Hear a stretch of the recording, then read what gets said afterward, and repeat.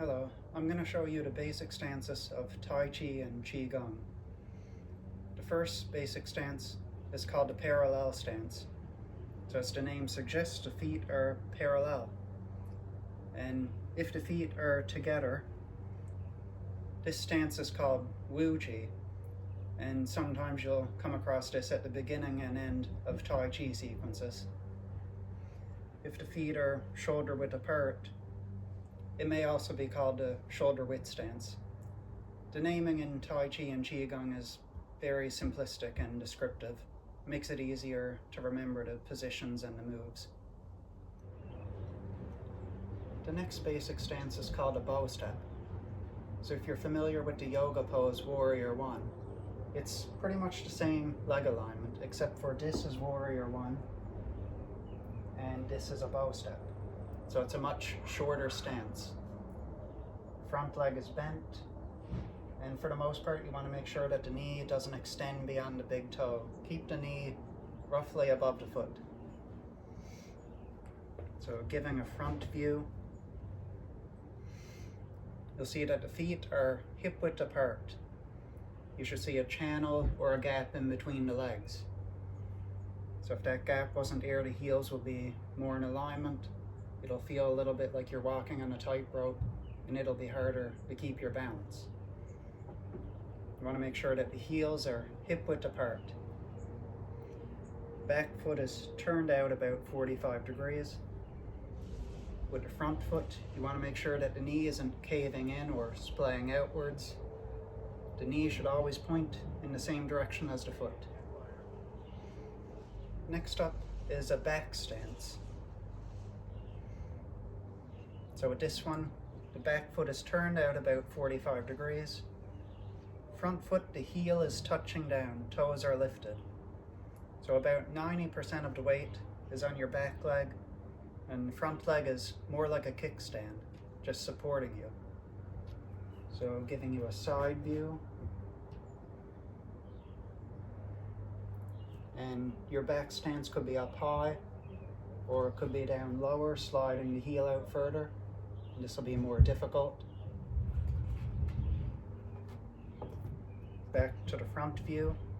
Unlike the bow step, with a back stance, the heels are almost in alignment. If I were to slide it back, the heels would be alongside each other.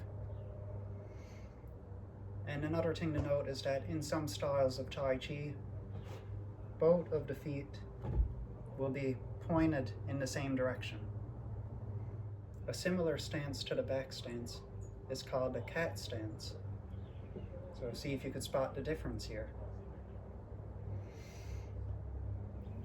So here, giving a side view, you'll be able to see it better. With the front foot, the ball of the foot is touching down, and the heel is lifted up, so there's a gap under the foot here. And you're not exaggerating this, you're not pressing down to the ball of the foot. Foot is relaxed, heel is lifted.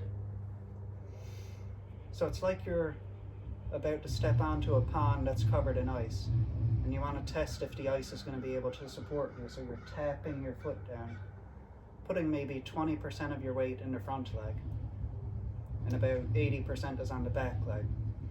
So the back leg is still bearing the majority of the weight.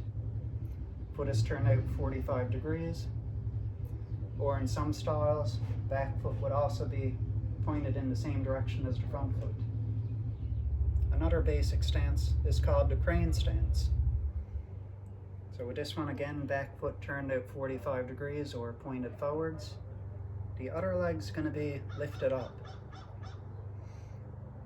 So I like to call this one Captain Morgan stance sometimes.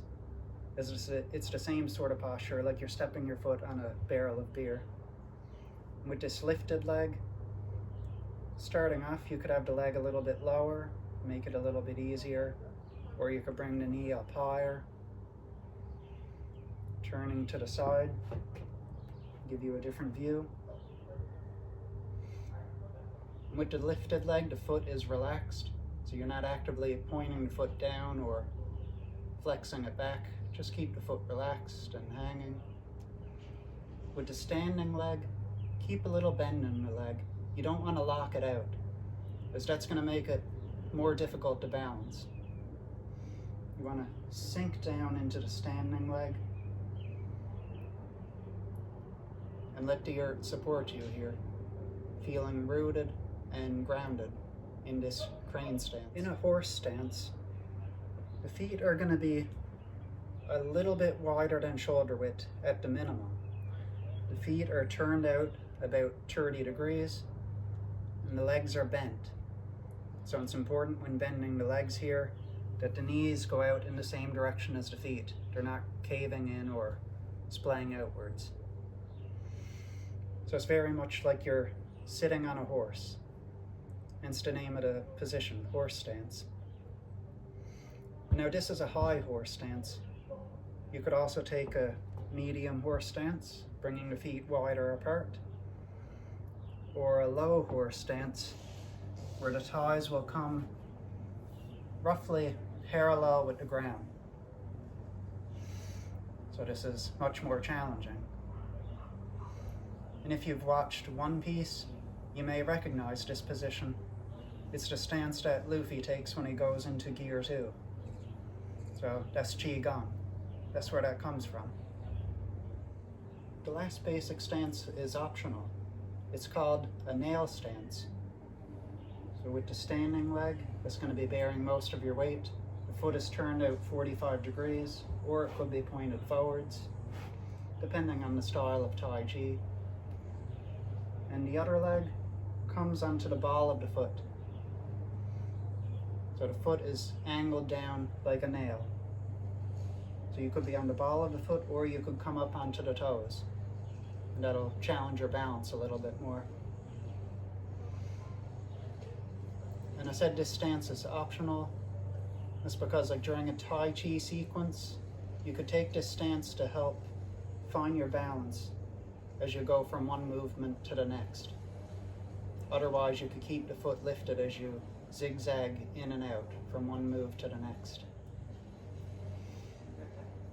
And here in this nail stance, the knee of the bent leg is going to point in whichever direction you're going to step towards.